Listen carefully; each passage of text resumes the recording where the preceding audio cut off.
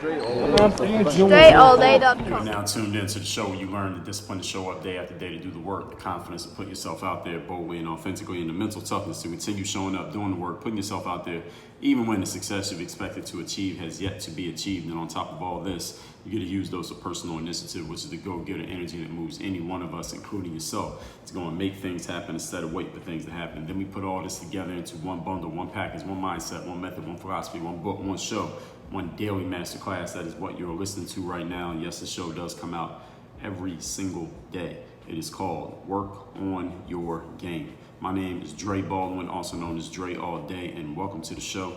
And today's topic is how to become a content machine. For any of you who wants to create content, or you feel like you need to have some content out there in the game so that you can make yourself more visible, make yourself more discoverable by people who might eventually become your clients or become your customers or leads or become your contacts. And by the way, if you're thinking this, then you're right, because you do absolutely need this. I talked about this in episode 1835, the marketing strategies, the 3 key marketing strategies that you need to understand. One of them being advertising, where you spend money to get attention. One being the Dream 100, where you exchange your value with another person's value to serve their audience, and they're more than happy to share their audience with you because you're giving that person's audience something that they couldn't get from that person. And the third one is content. Content is the material that you put out and give to your own audience that will grow over time. Now, these go in order from fastest to slowest. Ads are very quick. You can spend $1 and get somebody to look at your stuff today. Dream 100 is a little bit slower than that, and content is the slowest. It's a slow drip, but it's a long game. The more content you have, the more options, the more opportunities you give yourself to be found online. If you don't have any content out there, then it's damn near impossible for anyone to discover you other than your ads, which is not really them discovering you. The ad is finding them. The ad goes to them. But when you have content, they are coming to you because they might be Googling something or looking up a certain topic, or maybe they're watching a video about something related to your topic, and then YouTube, for example, suggests, hey, you might as well check out this video by you because it's related to whatever the previous video was. So that's how content works. But if you don't have any content, you can't get found that way.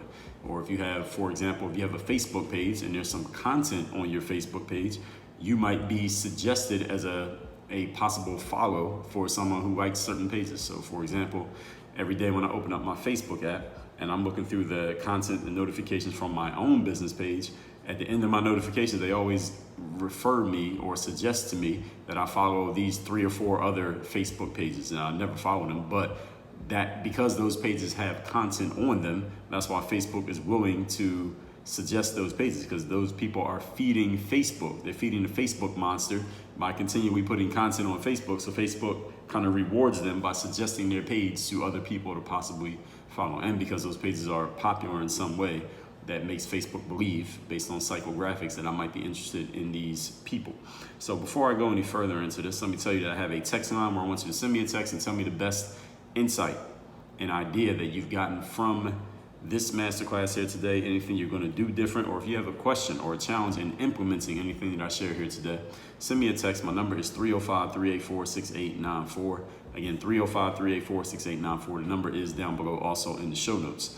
Now, another reason why I'm talking about this topic is I've talked about content before in the show. Actually, before I tell you why I'm talking about it, or more why I'm talking about it, let me refer you to a couple episodes that I've talked about content in the past.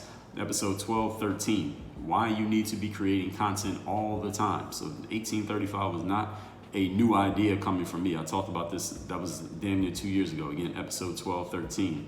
Episode 1085, how to create more content. Episode 546, requirements for creating content. Episode 136, why your best content must be free. Episode number 99, I talked about how to create endless content. So we're going to talk about that again here today. In episode 70, I answered the question, how do I generate so many content ideas? And also episode 1311, how to make everything into content, how to turn everything into content. Now, the reason that I'm talking about this one specifically here today is because a person who is in one of my masterminds, one of the masterminds that I'm a part of, it's not my mastermind, I'm a part of a mastermind where my friend Dan asked me a question. He asked me a question privately outside of the mastermind because he is a listener to the Work on Your Game show. So maybe he is listening to this episode, maybe not, I don't know. But he reached out to me and said, I'm gonna listen to your podcast and I see how you put the episodes out every day. And Dan hasn't been listening forever. Dan and I just met probably less than a year ago. So he's been listening to the podcast and he noticed that the show comes out every day. And he just asked me a few general questions about how I'm able to create content so consistently. And I gave Dan some answers and some insights into how I do it and why I do it and what's the whole strategy around it. Again, those episodes that I referred you to earlier here today will tell you more about that as well. But the answers that I gave to Dan, I'm going to give those to you. And I'm going to take more time explaining it to you here today than I did giving it to Dan, where my answer to Dan was maybe 2 to 3 minutes. I'm going to take much more time here today so I can explain it and make sure that you understand it. How to become a content machine. You already understand the idea and the concept behind content, right? You understand the value of content. Again, I explained that at 1835. So today now, I'm going to explain to you how you can start creating content on a consistent basis. Now, your content does not need to be every day. It does not need to be a 20 to 30 minute audio show. It doesn't need to be either of those things, okay?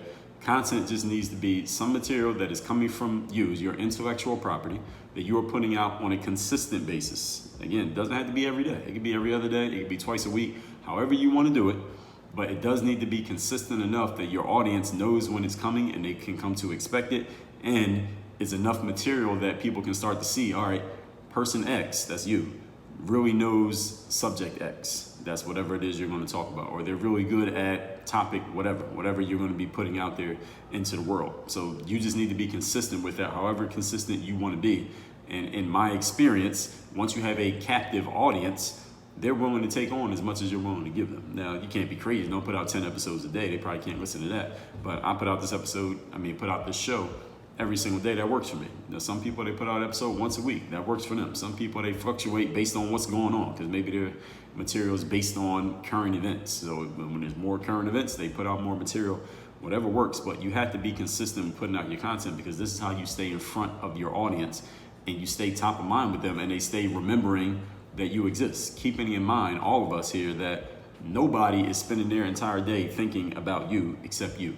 Every one of us is thinking about ourselves. But if you are continually doing something that is relevant to another person, then they will think about you more consistently and maybe even start to anticipate and look for you and really start to need you in their life or in their process of what they're doing. And when they need you and they see that what you're doing is really valuable to them, then they'll be willing to offer some exchange for it, such as their time, money, attention, energy, and focus. So all that said, let's get into today's topic, which is how to become a content machine. Point number 1, have a base.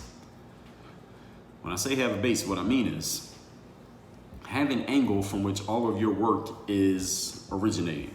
The angle of your work is, for example, every day when I introduce the show, I give you the angle of what Work on Your Game is about. I tell you discipline, confidence, mental toughness, and personal initiative. That is the base of what Work on Your Game is about. And I'm always explaining to you, this is the game, right? I tell you things like that. This is the game. This is the hustle. You have to understand, you might not agree with the game. Doesn't mean the game is going to change just because you don't agree with it. And these are the elements that you're going to use in order to play the game. Discipline, confidence, mental toughness, personal initiative. That's my angle. That's my base. So every topic that I talk about here on this show, I'm going to come back to these 4 principles every single time because that's what my whole game is based around, these things. So whether I'm talking about business, whether I'm talking sports, whether I'm talking taking personal ownership and accountability of your situation, whether I'm talking some type of social topic or issue, I'm always going to bring it back to one of these 4 principles and explain to you this is what the game is and here's how these principles play into how you play the game. Everything I talk about always comes back to these things. So anything that I look at, even when I'm not on the mic, I'm looking at it through these lenses. I've basically conditioned my mind. When I did the episode on how to turn everything into content, I've conditioned my mind to every situation that I experience in life. I'm habitually already thinking about how can I relate this to something that is in the base of my existence here, let's just say, online, the whole work on your game philosophy. How can I relate this situation where I ordered a pizza and the delivery driver was late and then the pizza wasn't good and then I called them and they didn't want to give me a refund? How can I relate that back to what the work on your game philosophy is about? That's my job to figure that out, to use everything as material, because if you're gonna put out content as consistently as I do, even if you want to do it every other day or twice a week, what you're gonna run into eventually, when you first start out, it may be exciting and fun and you think you'll never run out of things to talk about, but eventually you're gonna get to the point where you're like, damn, I need to come up with some new material. But if you had to come up with that material just on your own out of thin air, that's gonna be a serious challenge. However, if you can train yourself and condition yourself, this happens just by habit. If you just do it often enough, you're gonna start doing it without thinking about it. And that's what I'm talking about here. That's what I do. You can condition yourself to look at every situation in your life through the lens of, how does this relate to what I talk about? Then it starts to happen on its own. Then it starts to happen, I guess we can say, organically, where you just get these ideas coming to you and your only challenge is just making sure you write them down so you don't forget. That's pretty much how it goes with this show. So how I'm able to put out an episode every single day and not repeat topics and always have something new to put out. And I got plenty of episodes that I need to record here that I haven't done yet. If you can see my show notes list of not recorded yet shows, I got plenty.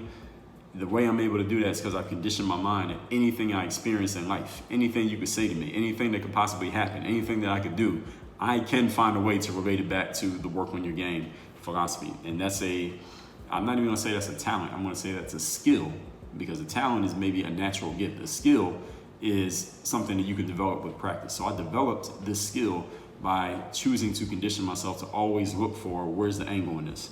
Even when I was playing basketball, and those of you who have been around and you are athletes or former athletes, and you've been around long enough to know, when I first came out online, I was putting just basketball videos out every day. Same way I do this show every day now, masterclass every day. Before, it was basketball videos every day. The reason I was able to do that is because I trained my mind that everything I saw and experienced on a basketball court, I started to think about, how can I make a video out of this? And I'm not talking about a talking video. I'm talking about me getting on the court and actually executing. So if I saw a basketball player do a move and I knew I had never made a video about that move, I would make a video about that move. Or I saw someone doing something, I said, oh man, that's a good move. What's the drill that someone can do over and over again so they can kind of habitually learn to do that instinctively? I would make a drill about it. And everybody who knows me from the basketball days, that's exactly what I did. You can look, these videos are still on YouTube to this very day, so don't take my word for it. You can look them up yourself. But this is how I was able to do that. And I guess we can say it's a talent, maybe mentally, that I can condition my mind to do this, but it's a skill because I conditioned myself to do it. I made myself learn how to do this. It's not something I was just born making content, or we weren't even using the word content when I was born back in the 80s. So all that being said, I can make work on your game content out of damn near anything. Again, that is my base because I'm looking at everything through that lens. You can do the exact same thing when it comes to your material.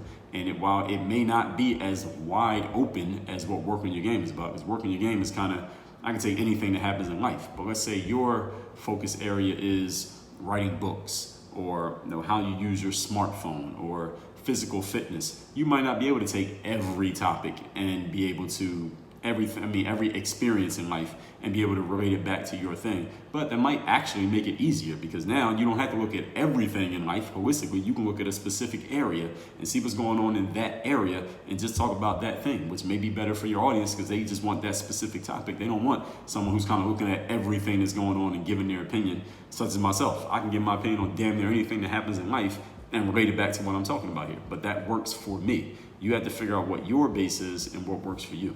Point number 2, today's topic once again is how to become a content machine and how to stay a content machine. We should say that too. Number 2, establish a duplicatable process. This is really important. And this is something that I talk about in detail in my book, The Third Day. If you have not pre-ordered your free copy of that book, yes, the book is free. All you're going to do is cover the shipping.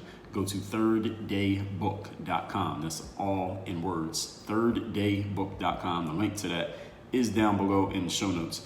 Go and get that book because this is one of the things that I talk about in The Third Day when it comes to being more disciplined and being more consistent in your efforts is you have to establish duplicatable processes, meaning you are not showing up to work ever and then wondering, what am I going to do now that I'm here?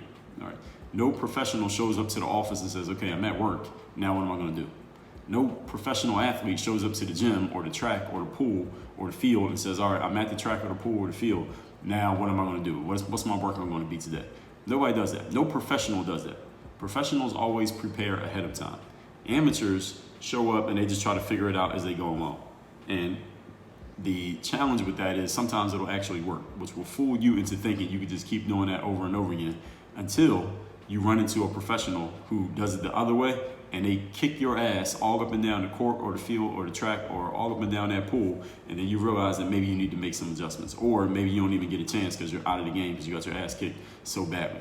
So establishing a duplicatable process, ideally you want to establish one that has as few moving parts as possible. And I'll explain what I mean when I say moving parts. But you want to reduce the moving parts to reduce complexity and to reduce friction. In other words, you want to simplify and clarify what you are doing so it's easy for you to execute on a duplicatable process. Now, having a duplicatable process is one thing, but actually executing it and doing it every time, that's a completely different thing.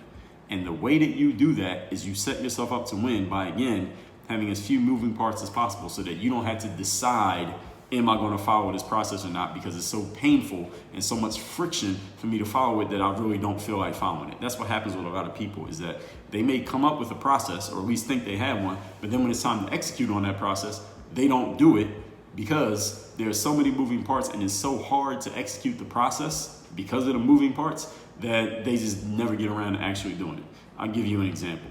There was someone I was talking to lately, I can't remember who it was, but they were talking about how in their home where they live, they like to record, this person likes to record videos, and they were talking about how at home they have like a whole lighting set up and a whole backdrop and everything to where they could set things up so that they can make as many videos as they want, record videos at home. The problem is they don't have a spare bedroom in their home. So in order to get all those lights and backdrops set up, they would have to take everything out, set all the lights up, set up the backdrop, record the videos, then put everything away again because they can't leave it up because they don't have a spare bedroom in their home. And they said, well, you know what? I just don't set it up. I just don't set the lights up because it's way too cumbersome to set all that up and then take it all down just to record videos every single time. And I said to them, I know exactly how you feel. Whenever I'm in that situation, for example, right now, if you're watching this on video, you see that there's no backdrop set up here. I don't actually have any lighting set up. You might not be able to tell, but I'm sitting right in front of a window and it's bright and sunny here in Miami, so the lighting is perfect. I can just use natural lighting. I usually record all my videos in the daytime when there's light shining directly on me, so I don't need to set up any lighting, and this works for me. This makes it, again, it reduces complexity, it reduces friction. I don't have to set up all the lighting. I have a lighting set up as well, but I don't even have it out. I have it packed away right now because I don't need it, because I record most of my videos. If you watch me on YouTube, you'll see a lot of videos are either me sitting right here, this show, this masterclass, or it's me in a car, or it's me just holding the camera while I'm walking outside, and people kind of like that view where it's just like, all right, this guy's just everyday talking. It's not like a whole production type setup. And again,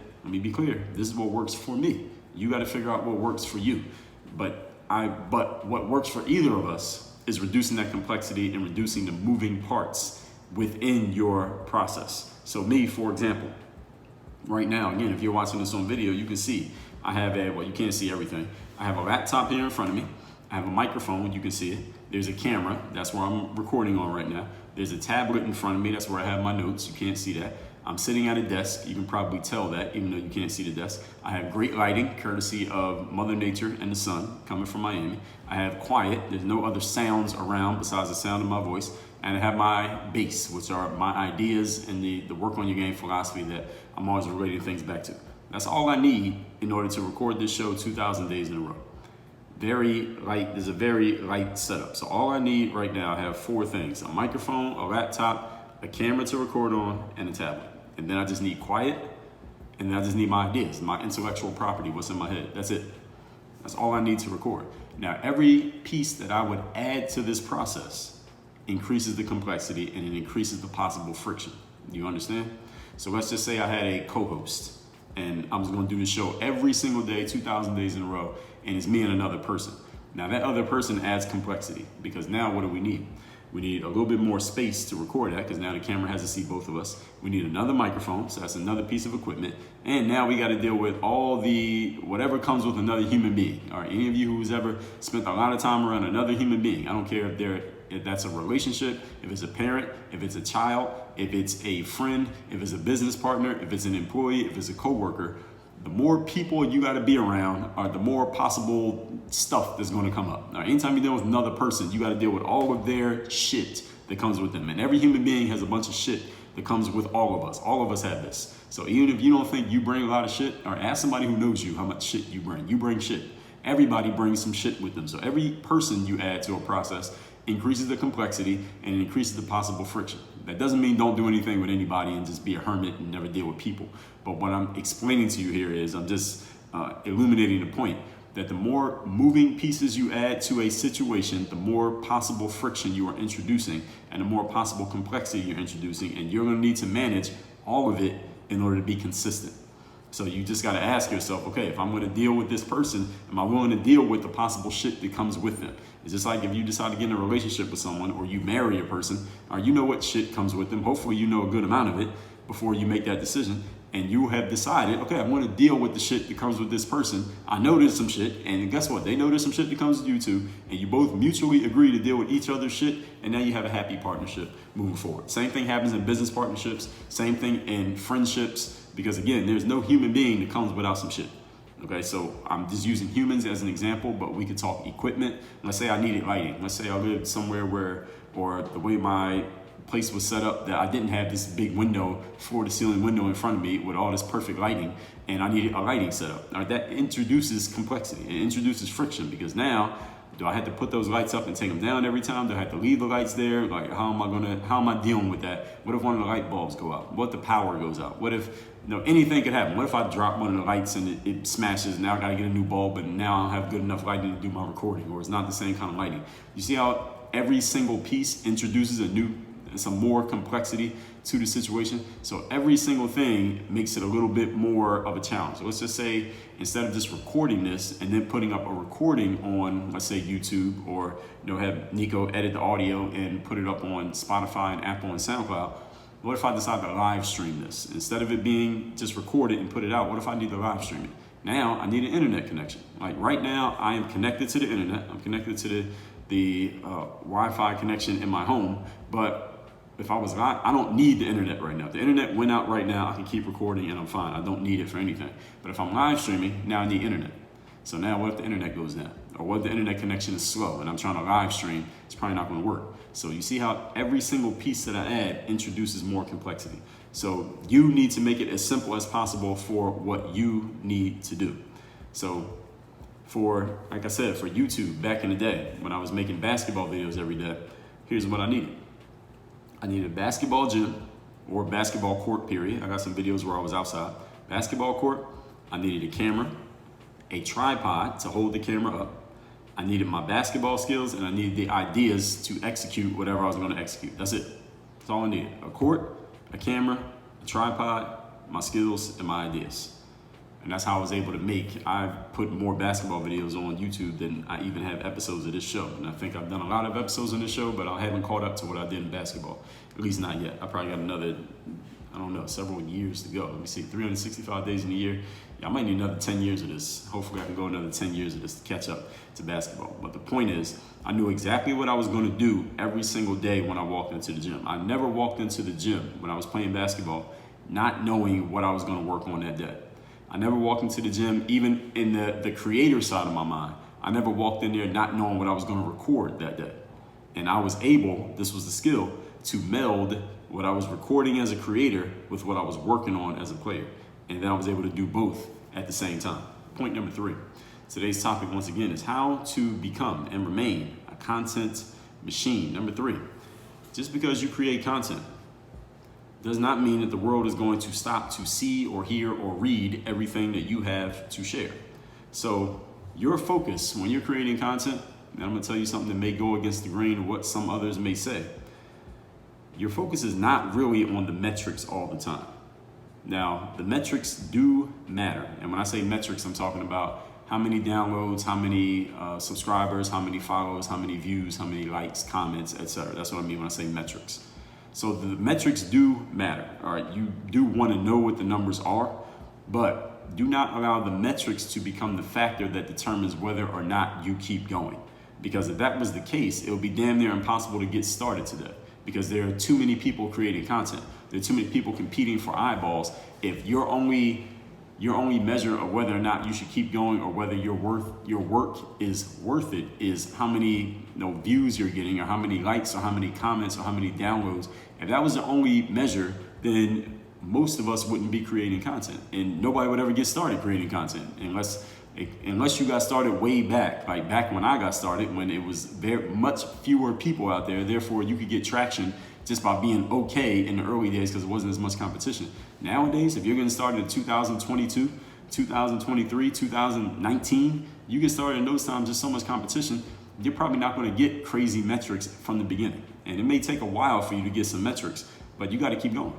You got to show up on the third day when it's not new anymore, it's not so exciting, you're not getting the results that you wanted. Do you keep showing up anyway and doing the work? That's the third day right there. Because if it was the case that you need great metrics to keep going, nobody's going to keep going. It's very hard to get traction these days. So your angle then is this. Your angle is to set yourself up as the source on a particular topic. I'll illustrate what I mean by giving you another example from my own life when I was playing basketball and I'm putting these videos on YouTube. My angle was, I'm going to put out a video on damn near every aspect of playing basketball that somebody can do by themselves. Now, there are certain things that happen in 5-on-5 that I can't really explain by myself. I'm gonna need more people.